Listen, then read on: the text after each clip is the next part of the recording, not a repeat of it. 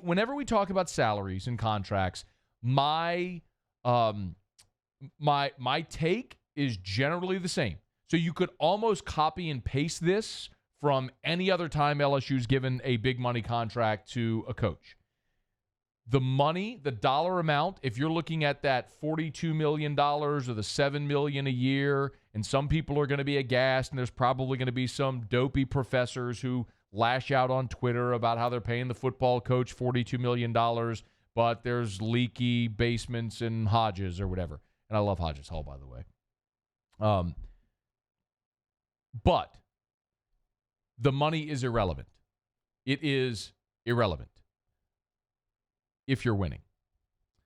Because there are two things that fall in line that is not debatable when you have a winning football program. You increase top-line revenue, and the residual benefit of having a winning football program raises every aspect of your entire university. Think of it. Your football program's winning. You sell more tickets.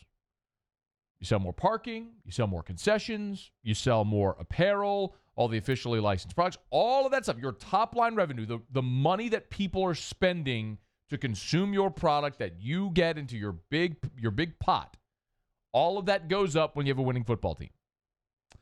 And then there's the residual benefit.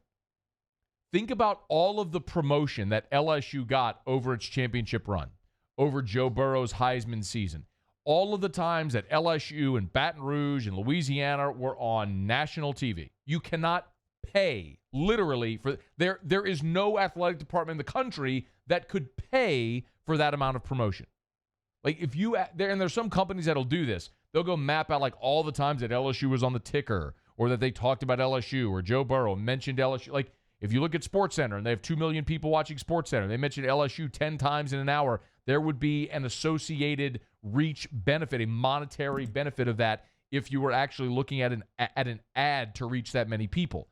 There's the 7 or 10 million people watching the hype videos that LSU is putting out. All of that is the residual benefit associated with a winning program that brings in so much awareness to not only your football program, your athletic department, but your school. You win a national championship, applications go up, enrollment goes up. All of that is a net benefit, a residual net benefit to having a winning football program. So spending $42 million on Ed Orgeron over 6 years is wholly irrelevant because the net benefit of him being there and running a winning football program is 10x, 100x, 1,000x. That $42 million you'll pay him over 6 years. In reality, he's probably underpaid when you think about the percentage of the revenue that he's bringing in.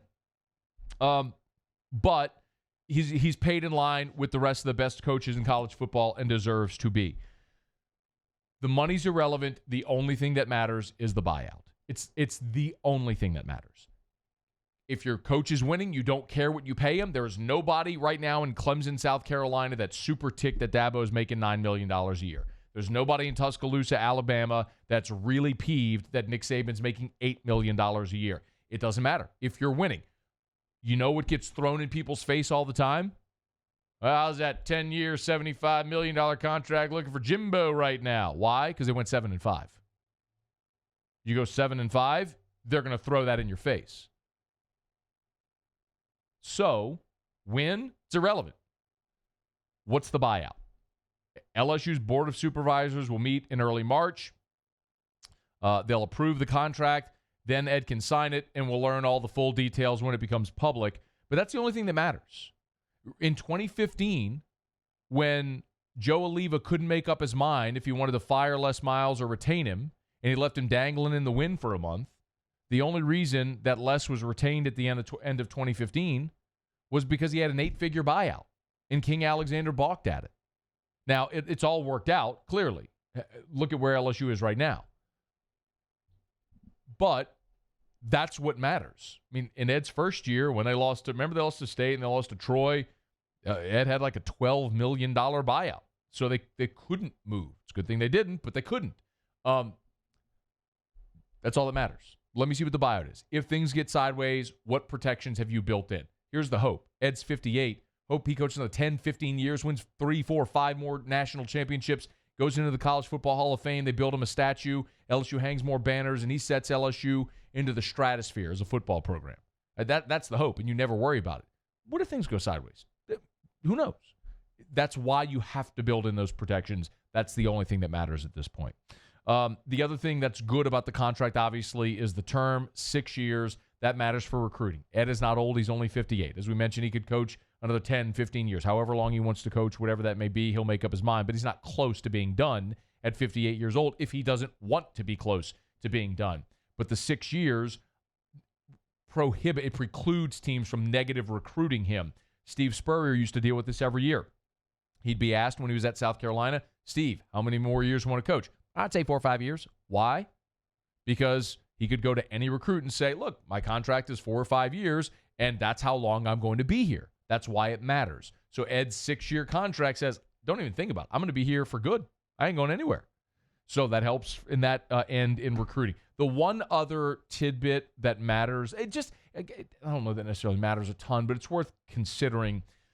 Usually they'll have a pool for salaries for assistant coaches, and that's a moving target. I don't think LSU was anticipating having to pay Dave Aranda $2.5 million a year when they did, but they had to fend off Texas A&M. They bumped him, and there it was.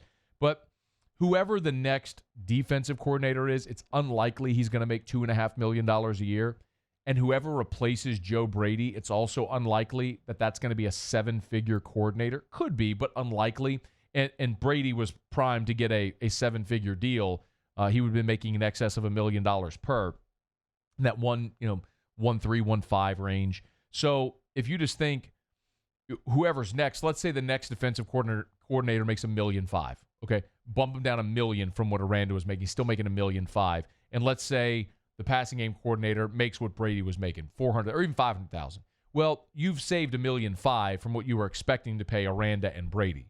So in some respects, yes, you've increased what you're paying Ed from 4 to 6, plus that insurance benefit we talked about. But you're saving probably $1 million, $1.5 million on your staff pay as well. Now, Corey Raymond got a bump, and we'll see how other things shake out. But ultimately, you might end up paying in total staff budget a little bit more, but for the most part, you're going to be on par with where you were total staff. So congrats to Ed Orgeron. Much deserved. Gets a 6-year contract. It'll put him on par with the other top coaches in the country where he absolutely deserves to be after the single greatest season in the history of college football. And LSU's locked up their guy.